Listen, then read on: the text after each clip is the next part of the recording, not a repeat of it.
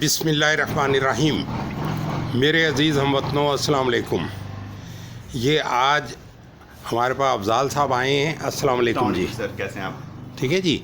ये माशाल्लाह इंजीनियर आदमी हैं और अपने सोलर एनर्जी पे काम कर रहे हैं। इसके अलावा भी मतलब एनर्जी के ऊपर इनकी काफ़ी रिसर्च है। ये HHO energy, hydrogen energy, fuel cell, सब के ऊपर ये काम करते हैं जी। सर, अब बताइए जी, क्या क्या कहना चाह रहे हैं आप? सर, माशाल्लाह आप लोगों ने जो काम किया, मैंने उसको आगे हम बल्कि मैंने नहीं, not I am a single person. मेरे पीछे एक टीम है जो कि आपके वर्क को हम आगे लेकर गए और हमने स्टडी किया कि स्टैनले मेयर ने जो काम किया, आप लोगों ने काम किया और दूसरे लोगों ने काम किया। बेसिकली ये एक वाइबल साइंस है। वाइबल साइंस इस सेंस में कि किसी भी मॉलिक्यूल्स का या किसी भी मादे का, उर्दू में कहते हैं मादा, इसका एक है resonance frequency. What is the resonance frequency? अगर आप देखें कि आप एक गिलास को लें और एक ख़ास फ्रीक्वेंसी उस पर अप्लाई करें, वो गिलास जो है ब्रेक हो जाता है। This is called resonance. ठीक है ना, रेजोनेंस ऑफ द ग्लास। इसी तरीके से वाटर मॉलिक्यूल्स की भी रेजोनेंस फ्रीक्वेंसी है। रेजोनेंस फ्रीक्वेंसी को अगर आप फाइंड आउट कर लेते हैं तो आप उस वाटर को इमीडिएटली ब्रेक कर सकते हैं। ब्रेक कर सकते हैं। ठीक है ना। अच्छा, इस फ्रीक्वेंसी को हमारी स्टडी कहती है कि स्टैनले मेयर ने डिस्कवर किया। स्टैनले मेयर के साथ जो भी मामला हुए वो उसकी और उसकी गवर्नमेंट के साथ रहे। इसी तरीके से हमारी टीम ने भी इस फ्रीक्वेंसी को डिस्कवर कर लिया और हमने उससे ब्रेक करके हाइड्रोजन और ऑक्सीजन सेपरेट की और बहुत ही कम अमाउंट के अंदर वाटर मॉलिक्यूल ब्रेक हो जाते हैं, नंबर वन। सेकेंडली ये कि हमने एक कंपनी रजिस्टर्ड की है, I can energize private limited. तो I am a CEO of the I can energize private limited. तो इंशाल्लाह हम वो प्रोडक्ट अपनी इस कंपनी पे लॉन्च करने लगे हैं। ये जो प्रोडक्ट है ये बेसिकली हाइड्रोजन प्रोड्यूस करती है और हाइड्रोजन की ये खासियत है कि आप किसी भी पेट्रोलियम इंजन को रन कर सकते हैं। मैं अटेंशन करूँगा जापान मिराई को, जो कि उन्होंने एचएचओ सॉरी नॉट एचएचओ, उन्होंने जो प्रोड्यूस किया हाइड्रोजन और ऑक्सीजन के साथ उन्होंने फ्यूल सेल्स रन करना है अपनी कार में। जो फ्यूल सेल्स का जो कॉन्सेप्ट है वो बिल्कुल ही सेपरेट है। अगर कोई इवन एक नॉर्मल पेट्रोलियम इंजन को आप हाइड्रोजन देते हैं तो वो स्मूथली रन करती है। ये भी हमने टेस्ट कर लिया और इवन के बहुत सारे वीडियोस हैं जो कि एज ए एविडेंस आपको गूगल पे मिल जाएंगी। तो बहुत सारे लोगों ने हाइड्रोजन को यूज़ करके आपकी, लेकिन चैलेंज ये नहीं है। चैलेंज ये है बेसिकली कि लो कॉस्ट फ्यूल कैसे प्रोड्यूस किया जाए। ठीक है ना, वाटर से गाड़ी चलाना कोई आर्ट नहीं है। आपने वाटर से गाड़ी चलाई, उसमें इतना एक्सपेंस हो गया जो कि पेट्रोलियम से भी इंटू 10 टाइम्स हो गया, तो वो यूजलेस हो गया आपके लिए। ये एक जस्ट फन है और एक जस्ट प्ले है आपके साथ, और जस्ट यूँ समझ लें कि इंजॉयमेंट के लिए बहुत अच्छा है। लेकिन पूरी दुनिया है फाइनेंशियल क्राइसिस में, तो फाइनेंशियल्स कैसे सेव करना है, आपने फ्यूल कैसे सेव करना है, किस तरीके से अपने फाइनेंशियल सेव करके अपने आप को फाइनेंशियल फ्रीडम के अंदर लेकर आना है, ये वो साइंस है। तो उस साइंस में जो काम करता है वो अल्हम्दुलिल्लाह उसने बहुत ज़्यादा अचीवमेंट की है। जैसे कि मिराई की हमने बात की, वो एचएचओ फ्यूल नहीं यूज़ कर रहा है बल्कि टोटली हाइड्रोजन यूज़ कर रहे हैं। लेकिन उनका जो कॉन्सेप्ट है वो कॉन्सेप्ट है फ्यूल सेल का। तो मेरे ख्याल से फ्यूल सेल्स की जगह अगर हम नॉर्मल हाइड्रोजन अप्लाई करें अपनी कार को तो वो उससे ज़्यादा एफिशिएंट है। और बात रही हाइड्रोजन को लो कॉस्ट करने के लिए, तो वो मैंने आपको बता दिया, सोल्यूशन है resonance frequency of the water, जो कि अल्हम्दुलिल्लाह हमारी टीम ने भी डिस्कवर कर ली है।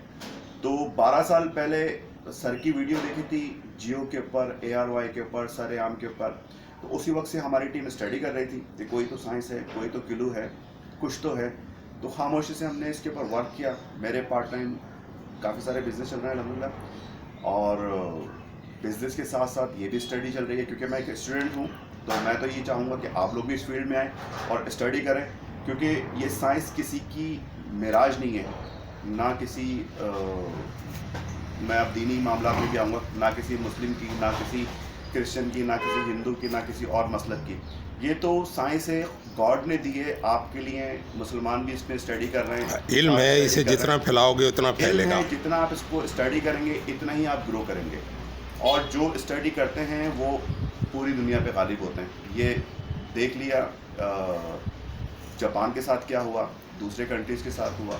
तो ये तो स्टडी है, स्टडी तो आपको लाजमी करनी है। स्टडी करेंगे आपको फाइनेंशियल फ्रीडम मिलेगी, फाइनेंशियल फ्रीडम मिलेगी, आपको पावर मिलेगी, सिंपल इज दैट। तो अच्छा, ये मेरा आपने जो यूनिट बनाया वो 100% सिर्फ हाइड्रोजन के ऊपर गाड़ी चलेगी या फ्यूल भी डलेगा?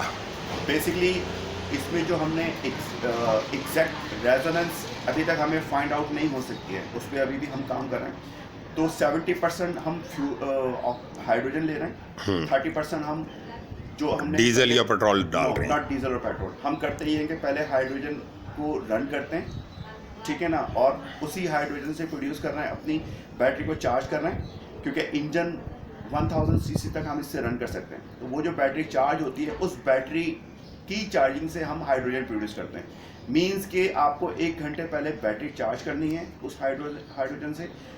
जब वो बैटरी कम्प्लीटली चार्ज है, देन वो बैटरी और आपकी हाइड्रोजन कंबाइंड होकर, यानी कि 30% हम बैटरी से फ्यूल ले रहे हैं, ठीक है ना, और 70% हम हाइड्रोजन से ले रहे हैं। देन आपकी कार टोटली ग्रीन एनर्जी पे रन करती है। तो वो पेट्रोल की निस्बत फीजेबल रहेगी या महंगी पड़ेगी? वो पेट्रोल की निस्बत इस वक्त तो इक्वल है, लेकिन इंशाल्लाह हम फ्यूचर में इसको लेस करने जा रहे हैं।